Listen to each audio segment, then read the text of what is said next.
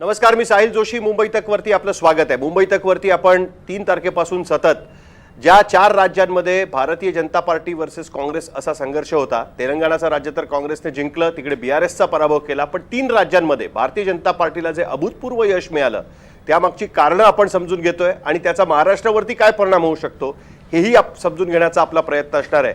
पण सगळ्यात महत्त्वाचं की यावेळच्या एक्झिट पोलमध्ये ज्या पद्धतीने मध्य प्रदेश आणि तेलंगणा या ठिकाणी अत्यंत क्लिअर अशा पद्धतीचा स्वीप दाखवण्यात आलेला होता. तेलंगणामध्ये काँग्रेस आणि मध्य प्रदेशमध्ये भारतीय जनता पार्टी, छत्तीसगड आणि राजस्थानमध्ये मात्र तिथे कुठेतरी गडबड झाल्याचं आपल्याला बघायला मिळत आहे. नक्की कारणं काय होती आणि या सगळ्या निवडणुकांचे टेकअवेज काय असले पाहिजेत हे आपल्याला समजून घ्यायचं आहे. कर्नाटकचा एक्झिट पोल तंतोतंत खरा ज्यांचा ठरला ते ॲक्सिस बाय इंडियाचे प्रदीप गुप्ता आपल्या बरोबर आहेत. त्यांनी मध्य प्रदेश आणि तेलंगणाचा एक्झिट पोल सुद्धा अत्यंत योग्य पद्धतीने मांडलेला आहे इंडिया टुडेवरती आणि तो एक्झिट पोल योग्य ठरलेला आहे.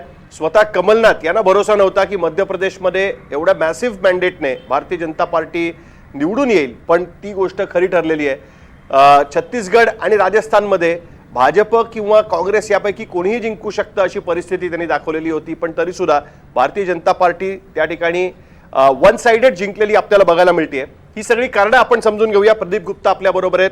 गुप्ता जी, सबसे पहला सवाल मेरा यही रहेगा कि एक तरफ मध्य प्रदेश और तेलंगाना में बड़ा क्लियर पिक्चर इमर्ज हो रहा था. एक तरफ प्रो इनकम्बेंसी का पिक्चर इमर्ज हो रहा था, दूसरी तरफ एंटी इनकम्बेंसी का पिक्चर इमर्ज हो रहा था. लेकिन छत्तीसगढ़ और राजस्थान में जहां पर कांग्रेस सत्ता में थी वहां पर कोई सीधी तस्वीर एग्जिट पोल में नजर नहीं आ रही थी. उसका कारण क्या था और किस वजह से वहां पर बीजेपी इतनी भारी संख्या में बहुमत पाकर जीती है?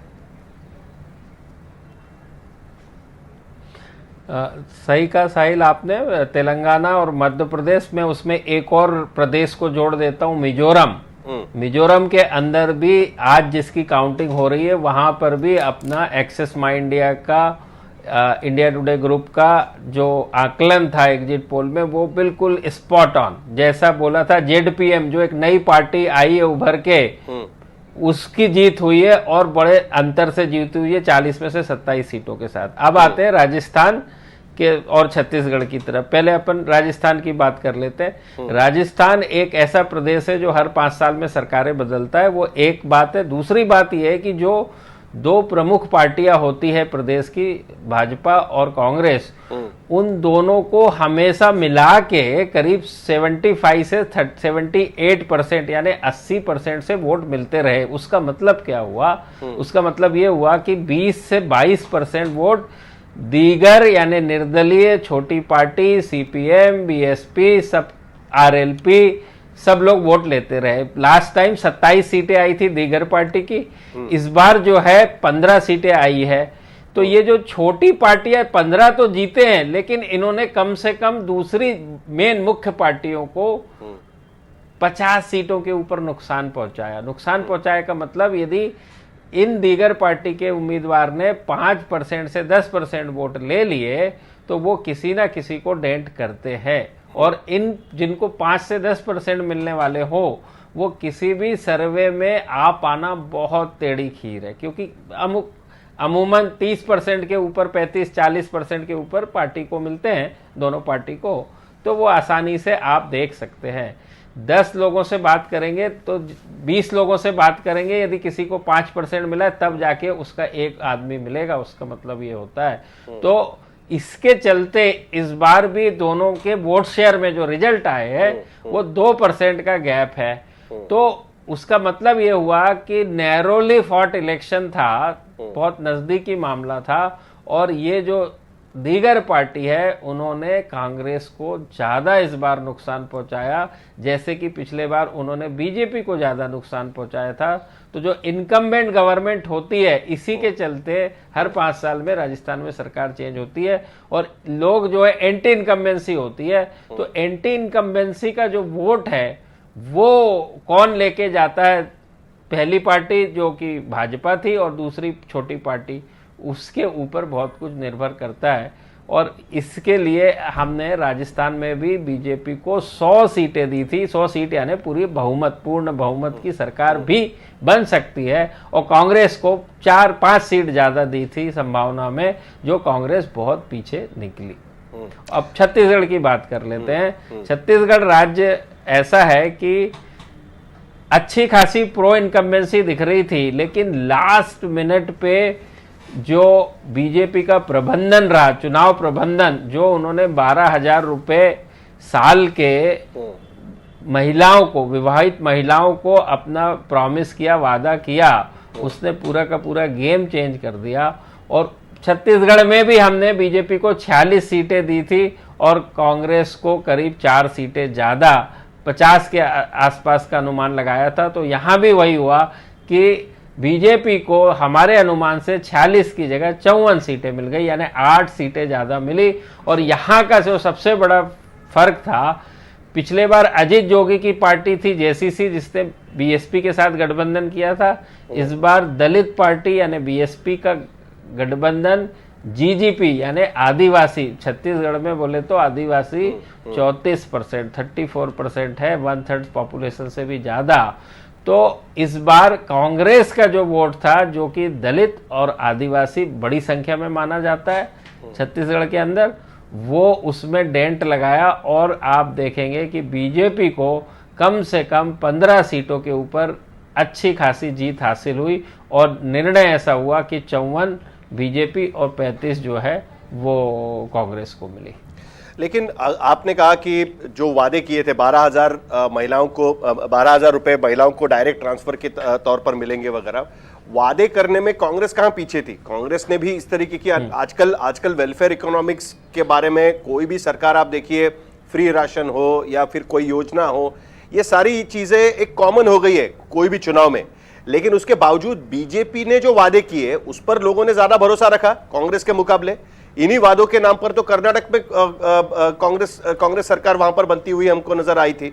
तब बीजेपी का यह कहना था कि देखिए इस तरीके से जो वादे किए जाते हैं उससे तिजोरी पर कितना भार पड़ता है। लेकिन दूसरी तरफ बीजेपी ने भी वही किया, कांग्रेस ने भी वही किया, फिर भी बीजेपी को एज वहां पर मिला है। उसका कारण हम किस तरीके से देख सकते हैं? देखिए, कोई भी चुनाव आएगा तो 3 बातें होती है, वादे, दावे और इरादे। वादे जो चैलेंजर है, जो विपक्ष में है, वो करेंगे क्योंकि वो सिर्फ वादे कर सकते हैं और क्या कर सकते हैं।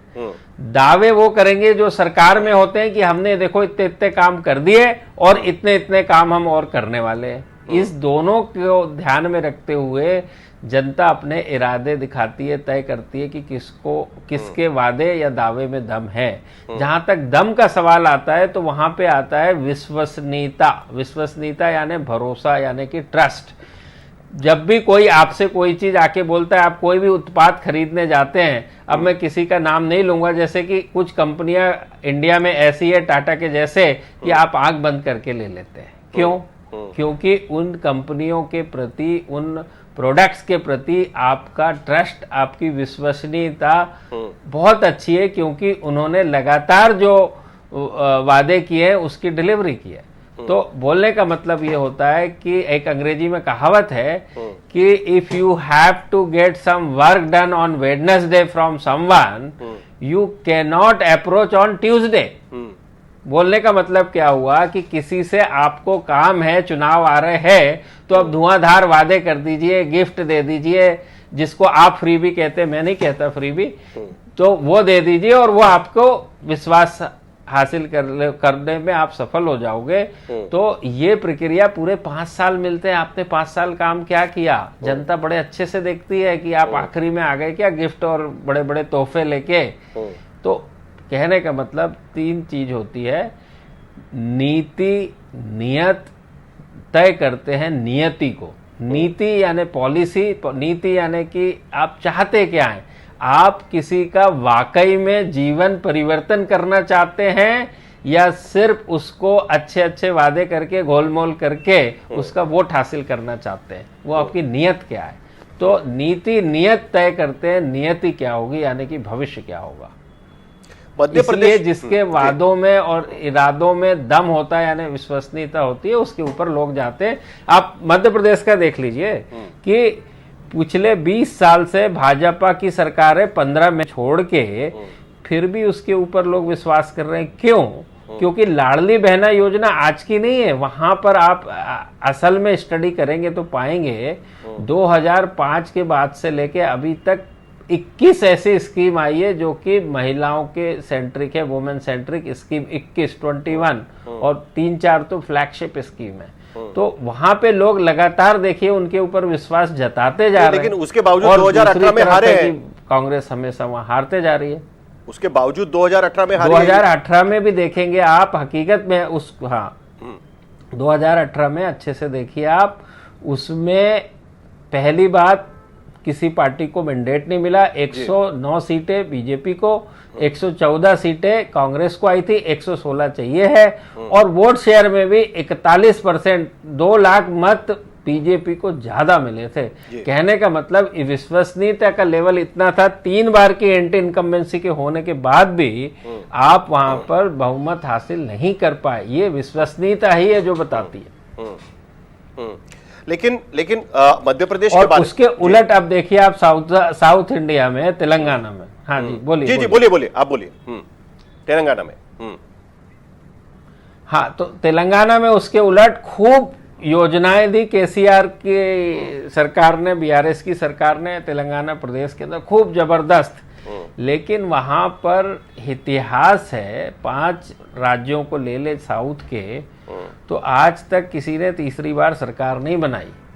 2 बार सरकार भी उंगलियों पे है। पिछले 40 साल में केवल 2 बाकी है, एक तमिलनाडु में और एक केरला में, अभी कोरोना प्रबंधन के समय। उसके अलावा नहीं बनती। वो एक बात। दूसरी बात विश्वसनीयता होती है कि आप हमको तो दे रहे हैं, लेकिन आप तो अपने भले के लिए हमको दे रहे हैं। तो वहां पर आप देखेंगे, कहा जाता है कि केसीआर की परिवार ने एक साम्राज्य बना दिया। आप उनके घर से लेके, उनके फार्म हाउस से लेके, उनके बेटा बेटी के जो भी बिजनेसेस हैं उसको लेके, आप ये देखिए कि 19 में उन्होंने 88 सीटें जीती। 119 में से 88 का मतलब होता है 85% के करीब सीटें जीती। और 4 महीने के बाद उनकी बेटी कविता लोकसभा का चुनाव हार गई जी। 4 महीने बाद। क्यों? और इतना गुस्सा कि 178 किसानों ने पर्चा भरा। यानी उस चुनाव में कविता और बीजेपी और कांग्रेस के अलावा 178 फार्मर्स ने पर्चा भरा था कि जो भी हो बट कविता नहीं जीतनी चाहिए। इतना गुस्सा था। तो यहाँ पर आपकी विश्वसनीयता में बहुत ज़्यादा कमी आई। तो आपके किए गए काम, वादे, फ्रीबीज या जो भी आप कह लें, वो काम नहीं आए। और 119 में से केवल उनको 39 सीट्स मिली इस बार। मैं मध्य प्रदेश के बारे में इसलिए जानना चाहता हूं क्योंकि तो जो मैंने कहा नीति नियत तय करते नियति। नहीं, मध्य प्रदेश के बारे में मैं इसलिए एक चीज जानना चाहता हूं कि पिछली बार हमने देखा 2018 के चुनाव में हमने देखा कि जिस रीजन से, ग्वालियर चंबल जिस रीजन को कहते हैं, वहां पर कांग्रेस का प्रदर्शन काफी शानदार रहा था। और ज्योतिरादित्य सिंधिया ने कांग्रेस छोड़ने के बाद वहां पर सबसे ज्यादा विधायक कांग्रेस छोड़कर बीजेपी में शामिल हुए थे। कमलनाथ ने, कांग्रेस ने पिछले 1.5 साल में वहां पर उनको बगावत करने वाले लोगों के खिलाफ गद्दार एक मुहिम चलाई थी, लेकिन वो कुछ कारगर साबित नहीं हुई है। ये चुनाव के नतीजे दिखाते हैं, क्योंकि वहां पर भारतीय जनता पार्टी ने भारी संख्या में बहुमत उस इलाके में हासिल किया हुआ नजर आ रहा है। काफी संख्या में उनके जो उम्मीदवार थे वो जीत गए हैं। और कांग्रेस का ये इलाका उनके ऑर्गेनाइजेशन के हिसाब से काफी मजबूत इलाका माना जा रहा था। ये गद्दार का कैंपेन क्यों नहीं चल पाया? आपको क्या लगता है? किस तरीके की स्टडी इसमें नजर आई है आपको? मैं सबको हमेशा ये कहता हूं कि भाई, सेइंग कहने से कुछ नहीं होगा, सब कुछ करने से होगा। दुनिया में saying is nothing, doing is everything. लेकिन लोग उसको नहीं समझते हैं। चूंकि हम और आप मीडिया में हैं तो हमारा काम सेइंग है, इसलिए हम बोलने को ज्यादा तवज्जो देते हैं। कोई कितना गद्दार हो या कुछ भी होने दो, उससे क्या किसी को फर्क पड़ता है? लोगों को फर्क पड़ता है कि जो भी वर्तमान सरकार है या जिसको हम भविष्य के में वोट देने वाले हैं, उसने उनके जीवन में क्या परिवर्तन लेके आया। हम आपको वोट क्यों दें?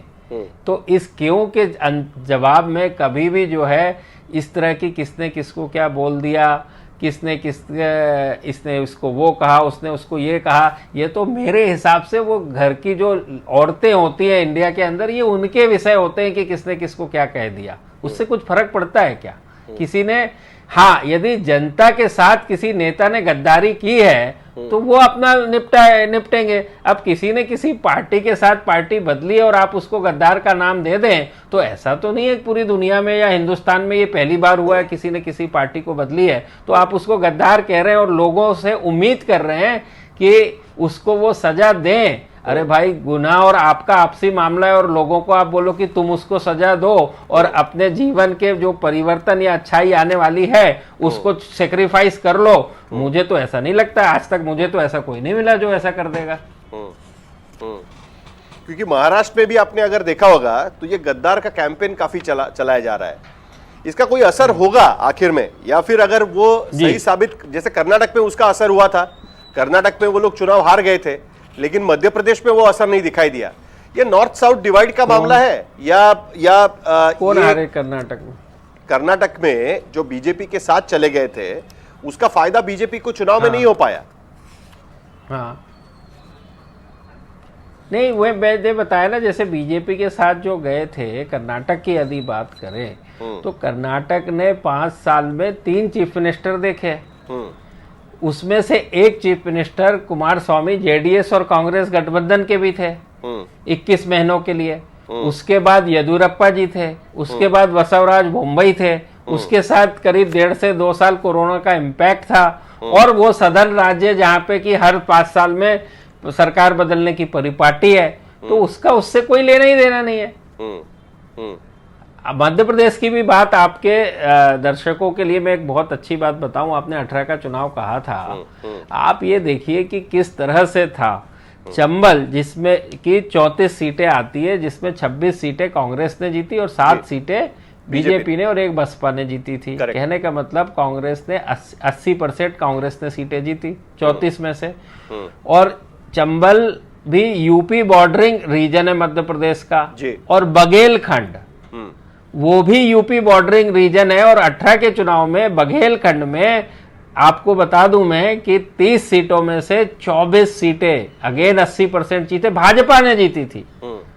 तो वो देखिए कि विश्वसनीयता और वो कहाँ थी। सिर्फ सिंधिया की वजह से ही कांग्रेस में चंबल में इस तरह का वजूद था। और इस चुनाव में भी सिंधिया की एक बहुत सारी वजह होती है, उसमें सिंधिया भी एक वजह है।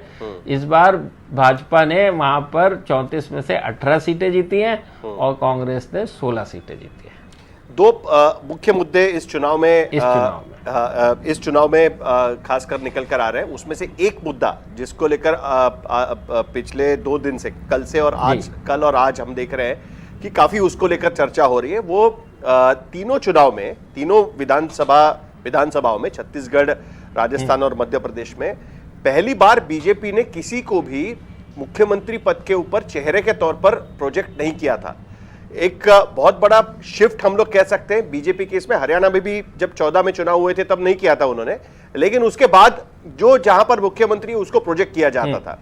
इस बार ऐसा नहीं दिखाई गया। 2 जगह पे तो बीजेपी की सरकार थी नहीं, उसके बावजूद भी उन्होंने किसी को प्रोजेक्ट नहीं किया।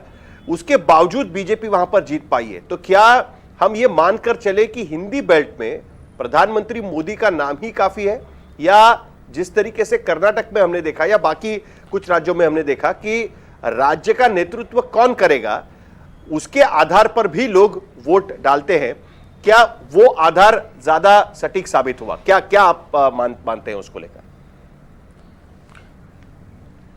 नहीं, देखिए, जहां तक किसी भी प्रदेश में किसी भी पार्टी के द्वारा कैंडिडेट चुनाव के पहले सीएम उम्मीदवार का डिक्लेयर कर देना, मेरा ऐसा मानना है हमेशा से कम 2 से 3% का वोट में इजाफा करता है। ये मेरा मानना है, क्योंकि एक पर्सनालिटी का अपना एक वोट बैंक होता है। यदि कोई एक पर्सन चुनाव में लड़ रहे हैं और सीएम कैंडिडेट हैं, तो उसके चारों तरफ के जो लोग हैं, उसको जानने वाले जो लोग हैं, और पूरा एक इकोसिस्टम होता है। भली वो विपक्ष यानी दूसरी पार्टी के भी क्यों ना लॉयल वोटर हो, लेकिन उनने बोला ये खड़े हुए हैं तो हम इनको वोट करेंगे यार, ये हमारा आदमी है, मानुष चांगला है। तो ऐसा है। लेकिन रह गई बात सीएम कैंडिडेट डिक्लेयर करने का, तो बीजेपी ने, मैं आपको बता दूं, सिर्फ हरियाणा में नहीं, जब महाराष्ट्र में, चलो वो आप कह सकते हैं कि उस समय तो यहाँ कांग्रेस की और सरकार थी, एनसीपी की सरकार थी, देवेंद्र फडणवीस जी को भी पहली बार में नहीं किया था डिक्लेयर, दूसरी बार में भी नहीं किया था। नहीं, यदि 19 में दूसरी किया बार था। में भी किया होता तो ये शिवसेना और युति का, नहीं, दूसरी बार में ऐसा नहीं किया था कि ये, यदि ऐसा किया होता तो उद्धव साहब ठाकरे और सेना ये क्यों बोलती थी कि हमको सीएम बनना है, वो तो प्रश्न ही नहीं आता था फिर। वो तो आपस के अंदर की बातें थी, उनकी जो भी बातें रही होगी, लेकिन पब्लिकली कभी बीजेपी ने नहीं कहा था। इवन आसाम के अंदर जब सर्बानंद सोनोवाल की सरकार थी अभी 21 के चुनाव में, तो उनको डिक्लेयर नहीं किया था इसलिए, और उसके बाद हेमंत बिस्वा शर्मा को चीफ मिनिस्टर बनाया। तो बीजेपी ने सिर्फ, मैं बता रहा हूं आपको, पूरी शिद्दत के साथ, इवन योगी जी को उत्तर प्रदेश में नहीं किया था और धामी जी को भी नहीं किया था। धामी जी खुद चुनाव हार गए अपना।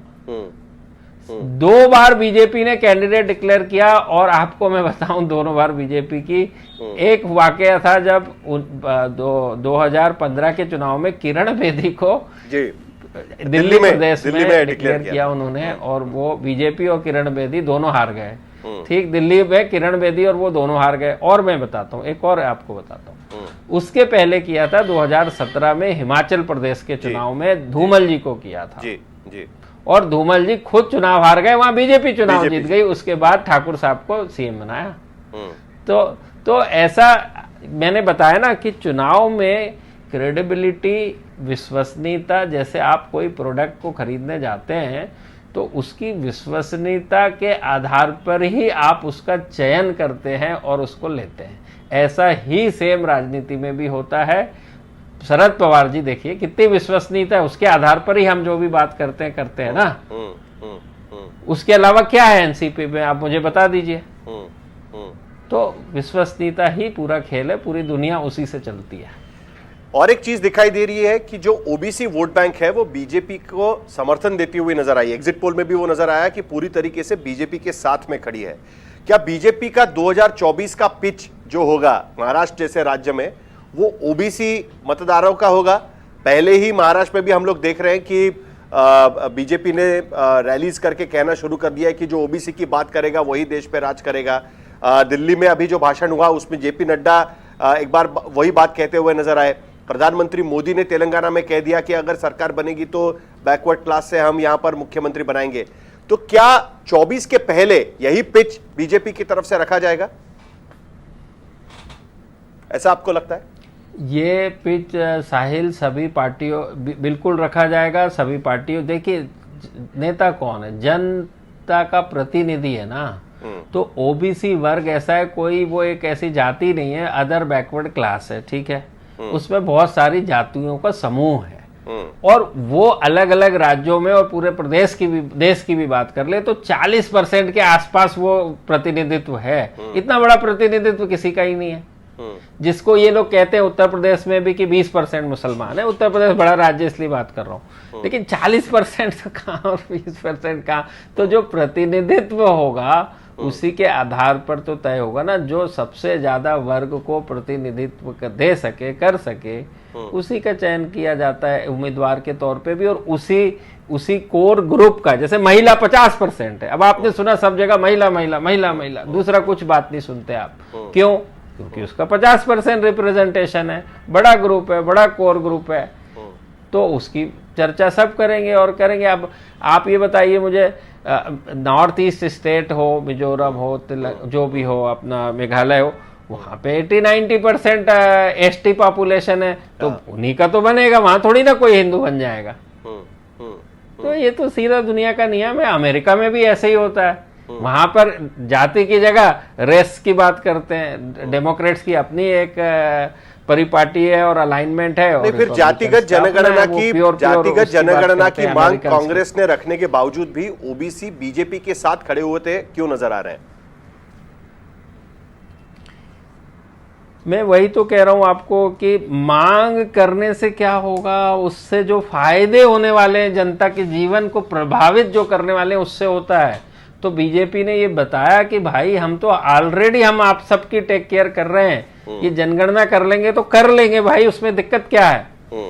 कोई जनगणना का मतलब ये थोड़ी कि आपको कल से फायदा मिलने लगा। तो उसके आधार पे अभी भी फायदे मिल रहे हैं सबको, जिसको भी जो मिल रहे हैं। इसीलिए वो जो बातें कहते हैं सारी चीजों की, तो सिर्फ मैंने बताया ना, आप वादे कुछ भी कीजिए, जब तक उसमें ठोसपन नहीं होगा, विश्वसनीयता नहीं होगी, उससे उन वादों में इतना दम नहीं होगा कि पूरे across the section of society को प्रभावित कर सके, तब तक वो खेल नहीं बनता। आखिर में क्या अब हमें महाराष्ट्र में स्ट्रॉन्ग बीजेपी या एग्रेसिव बीजेपी दिखाई देगी? क्योंकि अब तक ऐसा था कि बीजेपी को वोट शेयर की जरूरत थी महाराष्ट्र में। 27 से 30% वोट शेयर बीजेपी का अटक गया था। शिवसेना में फूट डाली, शरद पवार के पार्टी में फूट डाली, दोनों लोगों को साथ में लेके आए। अब तक एकनाथ शिंदे को मुख्यमंत्री बनाया, अजीत पवार के खिलाफ बात करके उन्हें पार्टी के साथ में लेके आए। मतलब इतनी सारी चीजें होने के बाद अब जबकि 3 राज्यों में बीजेपी चुनाव जीत चुकी है और उन्हें लग रहा है कि कांग्रेस का जो खतरा उन्हें लग रहा था वैसा खतरा नजर नहीं आ रहा है, तो ऐसे में महाराष्ट्र में भी अजीत पवार और शिवसेना, एकनाथ शिंदे, उनके ऊपर बीजेपी हावी होगी, ऐसा आपको लगता है क्या? क्या उस तरीके से आगे के चुनाव में बीजेपी अपनी तरीके से चुनाव लड़ेगी? देखिए, जहां तक गठबंधन का सवाल है, तो गठबंधन से भी यहां पर भी वही बात होती है रिप्रेजेंटेशन की। अब एनसीपी की आप देखेंगे कि शुरू से जो है बिटवीन कांग्रेस और एनसीपी में भी, पहले हम कहते थे कि कांग्रेस बड़ा भाई, एनसीपी छोटा भाई, ठीक है। उसके बाद बीजेपी में बॉम्बे के अंदर देखिए, हम कहते थे हमेशा शिवसेना बड़ा भाई और बीजेपी छोटा भाई। मानते हैं आप इस बात को? जब वो लोग साथ पे चुनाव लड़ते थे, म्युनिसिपैलिटी बॉम्बे की बात कर रहा हूं, ठीक है जी।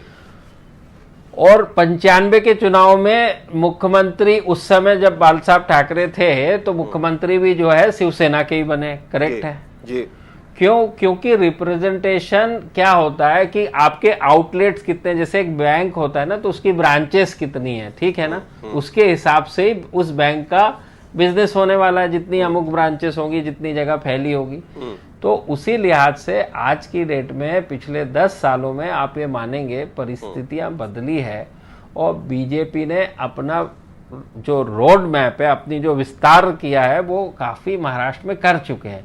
शुरुआत में तो 10 साल के पहले तो बहुत सी ऐसी कंसिस्टेंसी थी, बीजेपी कम से कम 100 ऐसी कंसिस्टेंसी थी जहां बीजेपी चाहे भी तो उम्मीदवार ना मिले। तो अब वो स्थिति नहीं है। 10 साल में उन्होंने अपना विस्तार किया है। तो जैसे अभी बीच में एक न्यूज आई थी कि महाराष्ट्र की अमुक सीटों पे भाजपा चुनाव लड़ेगी और बाकी जो बची 26-22 की बात, उसमें बाकी सब लोग तय करेंगे, शिवसेना, एनसीपी। 26-22 की बात, 26 ये, और उस 22 में भी आगे 2 टुकड़े होंगे, ठीक है ना। तो वो उसी आधार पे कहा है उन्होंने, जिस आधार पे इसके 19 के चुनाव भी करीब करीब ऐसे ही लड़े गए थे, 25 और 23 के आधार पर, 25 बीजेपी और 23 शिवसेना। तो अब उसी हिसाब से बोल रहे हम तो टूटे नहीं है, तुम लोग टूटे हो ना, तुम एनसीपी के 2 हो गए और शिवसेना के 2 भाग हो गए, तो अब क्वार्टर हो गए। तो उसका मिला के उसी रेशो में वो बातें कर रहे हैं। नहीं, लेकिन तो उस हिसाब से ही ये दुनिया चलती है, रिप्रेजेंटेशन, जैसे मैंने कहा। नहीं, लेकिन जिस तरीके से एकनाथ शिंदे को मुख्यमंत्री बनाया उन्होंने, तब उनको जरूरत थी, उन्होंने एकनाथ शिंदे को मुख्यमंत्री बनाया। अब जो नया कॉन्फिडेंस आया है, उसके बाद बीजेपी अलग तरीके से अपना दाव रख सकती है। मुझे ऐसा लगता है कि जो नया, तो ठीक है, एक ऊर्जा आई है इस जीत के साथ बीजेपी के अंदर, महाराष्ट्र में भी आना स्वाभाविक है उसका, लेकिन बिना पार्टनरशिप के महाराष्ट्र में आज की डेट में किसी भी पार्टी के लिए कल्पना कर पाना बहुत मुश्किल काम है। आप भी जानते हैं कि एनसीपी, कांग्रेस ने लगातार 15 साल राज्य किया गठबंधन में। उसके बाद आप ये कह लीजिए 10 साल से गठबंधन की अलग अलग सरकारें चल रही है। तो महाराष्ट्र की जो मिट्टी है, जो महाराष्ट्र का क्षेत्र है, वो ऐसा है कि यहाँ पे रीजनल छत्रप सबसे ज्यादा है पूरे देश को ले ले तो।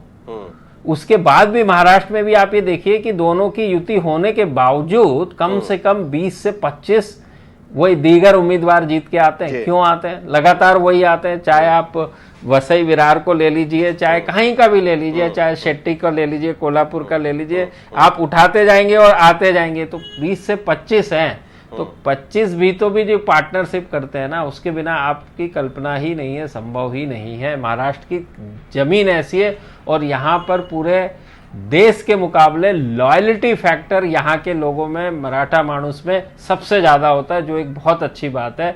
इसीलिए आपने देखा बीजेपी ने चुनाव अलग भी लड़ा असेंबली का 14 में, और उसके बाद 19 में साथ में भी लड़ा। तो आप देख रहे हैं 28 का 28% ही वोट शेयर रहता है। उसका मतलब क्या है? उसका मतलब यह है कि यहाँ पर अपनी लॉयल्टी इतनी आसानी से लोग नहीं बदलते हैं। सबसे बड़ा फैक्टर महाराष्ट्र के अंदर है लॉयल्टी फैक्टर, बहुत बड़ा फैक्टर है ये। गुप्ता जी, देखा जाएगा कि तो इसलिए आप लोग को ऐसे नहीं आ सकते, तो आप पार्टनरशिप करते हैं। नहीं, लेकिन लॉयल्टी का दूसरे तरफ की लॉयल्टी का फायदा लेने का मतलब पार्टनरशिप नहीं, बट पार्टनरशिप पे भी लॉयल्टी महाराष्ट्र में नहीं देखी गई है फिलहाल। पिछले कुछ साल में अगर हमने देखा तो पार्टनरशिप पे भी लॉयल्टी नहीं देखी गई है। पिछले साल में बिल्कुल सही कह रहे हैं आप। उसके कारण है कि उसके बाद यहाँ पर आप, फिर मैं आपको पीछे ले जाता हूँ, 15 साल लीजिए आप, छोड़ दीजिए अभी बीजेपी को थोड़ी देर के लिए बाजू रखिए जी, ठीक है। कांग्रेस और एनसीपी ने 15 साल राज्य किया गठबंधन में महाराष्ट्र के अंदर। इस 10 साल को पहले, ये मानते हैं आप बात को? बिल्कुल। मुझे बताइए 15 के 15 साल में कांग्रेस की तरफ से या एनसीपी की तरफ से कभी कोई ऐसा स्थिति नहीं आई कि कोई ऐसी दिक्कत आ जाए गठबंधन को लेके। क्यों? क्योंकि परिवार, कांग्रेस के अंदर जो भी मुख्यमंत्री बना, कम से कम वो पारिवारिक परिप्रेक्ष्य से नहीं आता। अशोक राव चौहान जी बने थे, वो भी कम समय के लिए बने। देशमुख साहब बने, बिल्कुल जमीनी चीफ मिनिस्टर या नेता कहे जाते थे। सबसे ज्यादा समय तक देशमुख थे इस युति के अंदर, तो इसीलिए आराम के साथ वो चला। लेकिन जैसे ही परिवार आ जाता है और जैसे ही अपने खुद के कुनबे में ही जो है एक दूसरे के प्रति विश्वास की कमी आती है, तो विघटन होता है, जो कि हुआ महाराष्ट्र के अंदर में, दोनों पार, शिवसेना में भी और एनसीपी में भी। ठीक है, तो महाराष्ट्र में दरअसल लॉयल्टी का टेस्ट होगा एक तरीके से, और बिना पार्टनरशिप के महाराष्ट्र में आगे की राजनीति सोचना अभी भी थोड़ा सा मुश्किल है। कल्पना नहीं कर सकते, थोड़ा मुश्किल है।